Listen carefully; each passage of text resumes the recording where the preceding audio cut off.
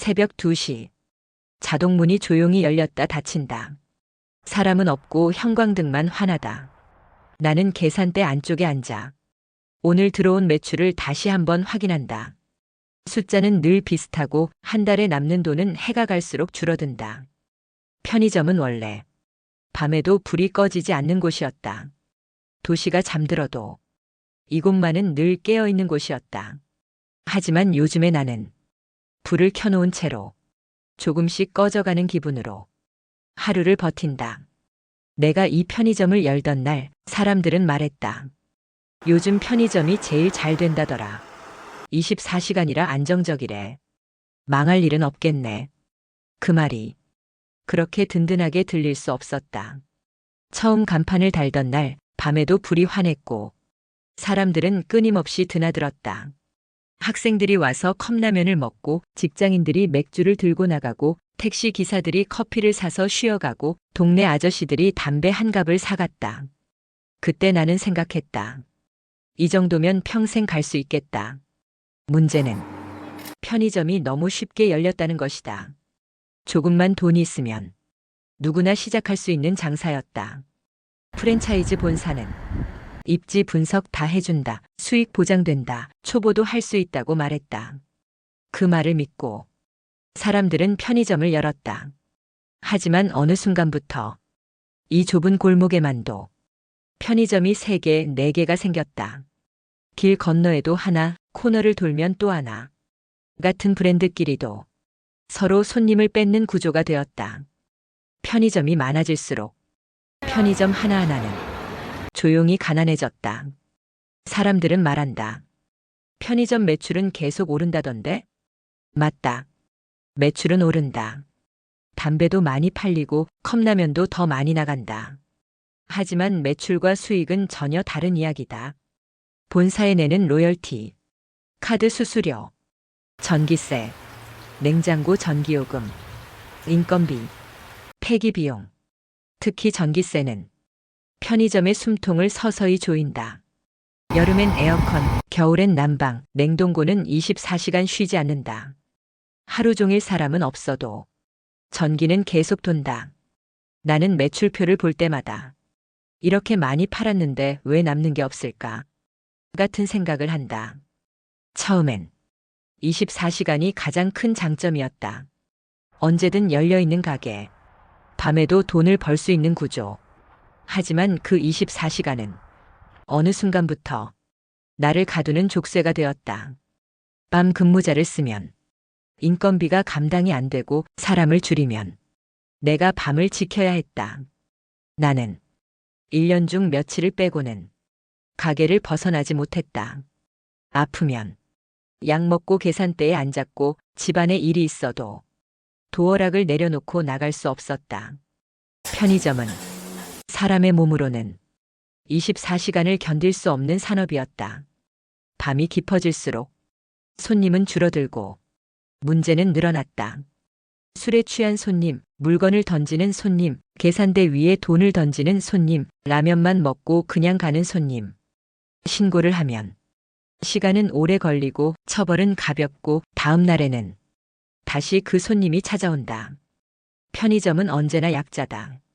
우리는 손님과 싸울 수 없다. 우리는 24시간 열려 있어야 하고, 우리는 항상 웃어야 하고, 우리는 항상 참아야 한다. 그게 계약서에 쓰이지 않은 편의점 운영자의 의무다. 사람들은 편의점 알바를 가벼운 일처럼 말한다.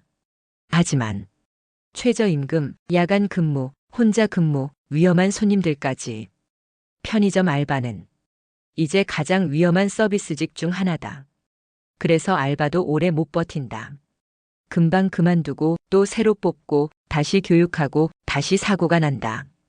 점주는 점주대로 힘들고 알바는 알바대로 힘들다. 하지만 이 구조에서 편한 사람은 아무도 없다. 어느 날부터 손님들이 줄기 시작했다. 요즘은 배달로 다 시켜요. 굳이 밤에 나갈 필요가 없어요. 편의점도 배달을 시작했다. 하지만 배달에는 또 다른 수수료가 붙었다. 그리고 무인 점포가 생겼다. 사람 없이 운영되는 편의점. 카드 찍고 들어가서 카드 찍고 나오는 구조. 사람은 점점 불필요한 존재가 되었다. 사람이 없는 편의점이 더 효율적이다. 이 말은 곧 사람이 운영하는 편의점은 비효율적이다라는 뜻이기도 하다. 밤이 되면 유통기한이 지난 도시락을 정리한다. 따뜻한 밥, 아직 먹을 수 있는 반찬. 하지만 그건 다시 팔 수 없다. 그대로 쓰레기 봉투에 들어간다. 나는 도시락을 버릴 때마다 이상하게 죄를 짓는 기분이 든다. 어디선가는 이 밥 한 끼가 없어. 힘들어하는 사람이 있을 텐데 나는 규정 때문에 그걸 그대로 버린다. 편의점은 편리함 뒤에 이상한 낭비를 안고 살아간다. 프랜차이즈 본사는 매년 매출 성장률을 발표한다. 신규 점포도 늘고 해외 진출도 한다. 하지만 점주들은 매년 조금씩 더 가난해진다. 본사는 점포를 늘릴수록 이익이고 점주는 점포가 늘수록 경쟁자가 생긴다. 본사는 계약을 해지해도 다음 점주를 쉽게 찾지만 점주는 폐업하면 모든 손해를 혼자 떠안는다.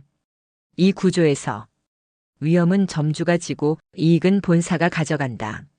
요즘 나는 폐업이라는 단어를 하루에도 몇 번씩 떠올린다. 문을 닫으면 내일은 편해질까? 아니면 더 큰 절망이 시작될까? 가게를 정리하면 권리금은 거의 못 건질 것이고 시설 철거비는 또 나가고 대출은 그대로 남는다. 편의점은 시작할 때도 돈이 들지만 그만둘 때도 큰 돈이 든다. 그래서 사람들은 떠나지 못하고 더 깊이 묶인다. 예전에는 매일 오던 얼굴들이 있었다. 아침마다 김밥을 사가던 기사, 밤마다 커피를 사가던 학생, 퇴근길에 맥주를 사가던 직장인. 그들이 어느 날부터 보이지 않았다. 이사를 갔는지, 일을 그만뒀는지, 아니면 다른 편의점으로 옮겼는지 알 수 없다. 그저 한 사람씩 한 사람씩 조용히 사라졌다. 단골이 줄어든다는 건 장사가 안 된다는 뜻이 아니라 동네가 사라지고 있다는 신호처럼 느껴질 때가 있다. 편의점은 언제나 사람과 가장 가까운 가게였다. 문을 열고 나오면 보이고 밤에 불 켜진 유일한 건물이었다.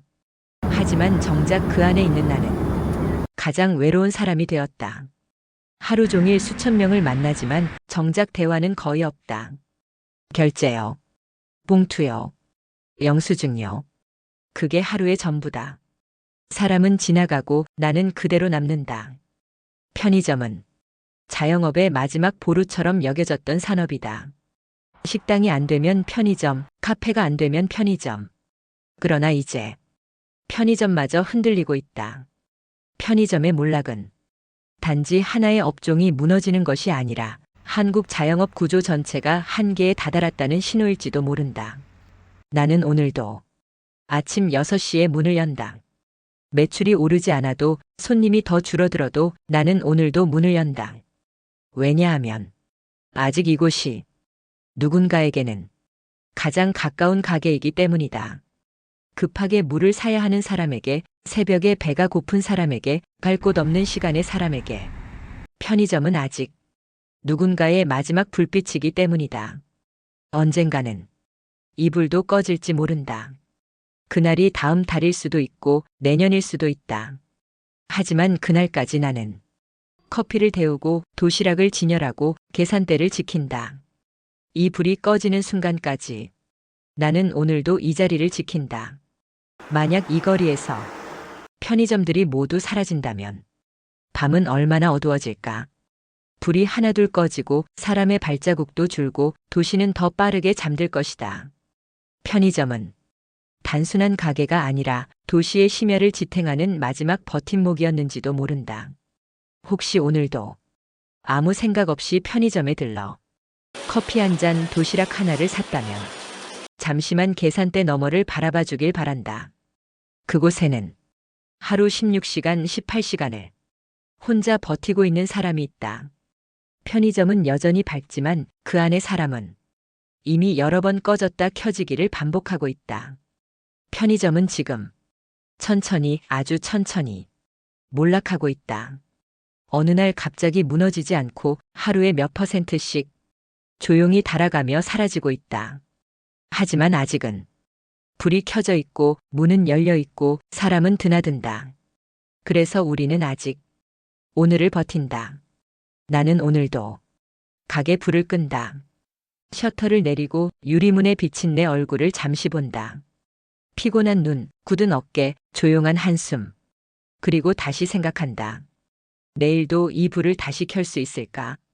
그 질문을 안고 나는 오늘도 집으로 돌아간다. 내용이 유익하셨다면 구독, 좋아요를 부탁드립니다.